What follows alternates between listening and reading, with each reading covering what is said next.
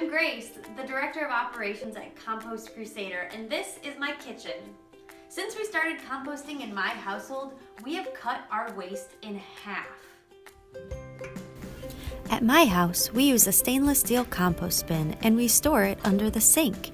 We have fresh fruit and coffee for breakfast most mornings, so our compost bin is always filled with fruit trimmings and coffee grounds.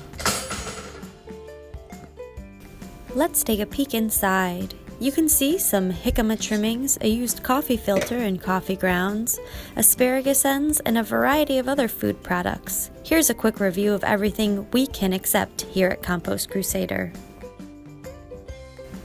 Fruit and veggie scraps, breads, grains, pastas, and cereals, dairy products like cheese, cooked meat and bones including seafood and shellfish, eggs and eggshells, coffee grounds, spent tea and used coffee filters, greasy pizza boxes and leftovers, yard waste including lawn clippings, flowers, and plants.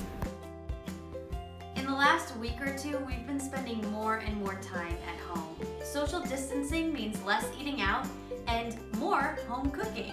So with that, we are looking to you.